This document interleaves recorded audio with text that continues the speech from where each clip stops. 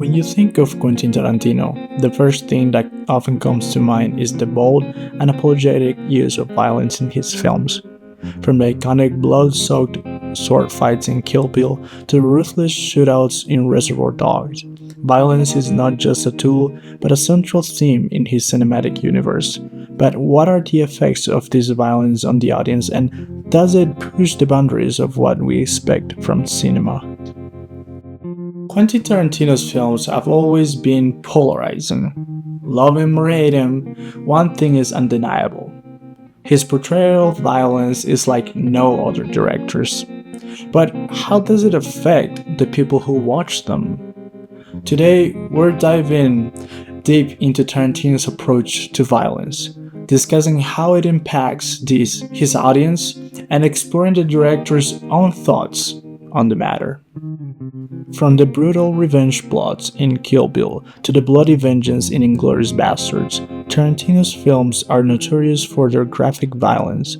But what's often overlooked is how his violence is portrayed. It's stylized, exaggerated, and at times even humorous.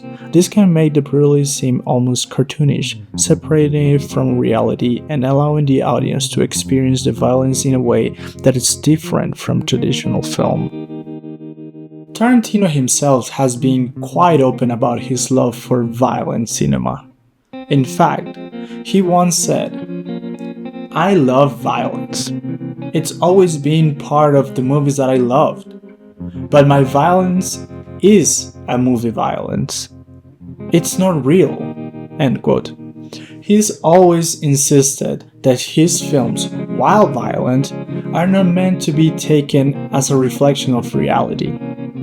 For him, it's all about creating an experience, an exaggerated reality where the consequences of violence don't always align with the real world. While some may criticize the graphic nature of Tarantino's work, there are those who argue that his violent films can have a positive impact. Take, for example, Inglourious Basterds, where the violence is used not just for shock value but to subvert historical expectations.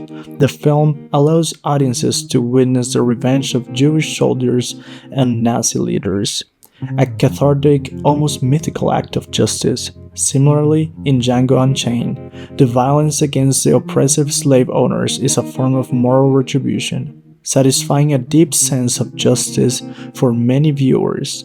In this sense, the violence is seen not as an endorsement of brutality, but as a mechanism for social commentary, allowing viewers to vicariously experience triumph over evil.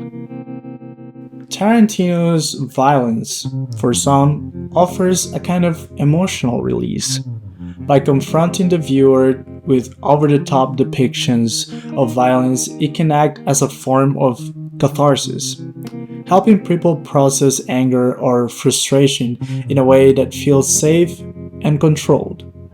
As Tarantino himself once stated, quote, "I am trying to entertain people, and I'm trying to make movies that I enjoy watching, which are movies that are usually violent."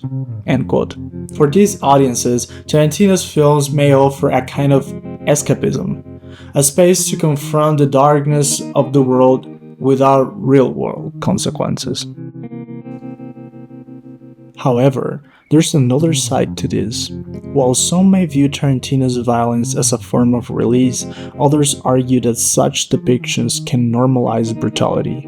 Studies on media violence suggest that repeated exposure to on-screen violence can desensitize viewers, making them less sensitive to real-world suffering.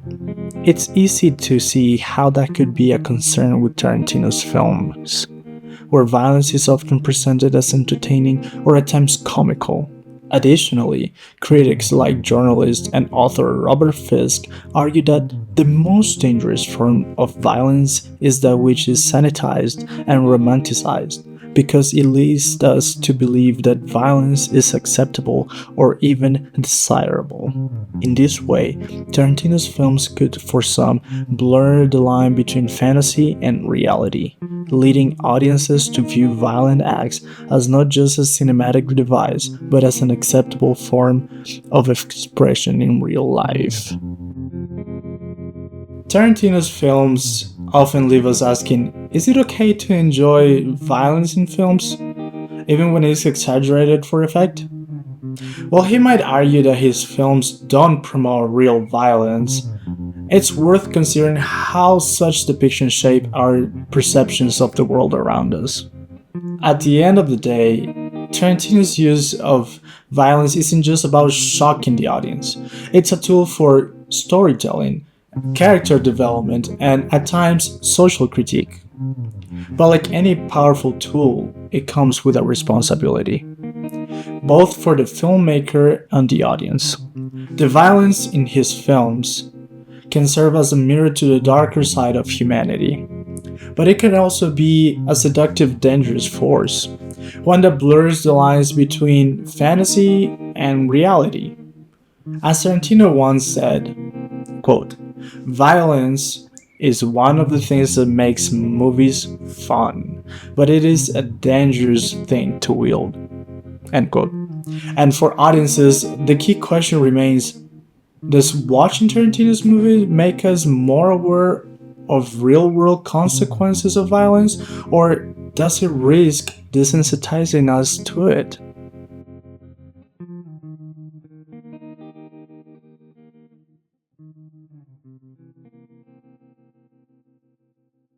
Ooh, that's a bingo.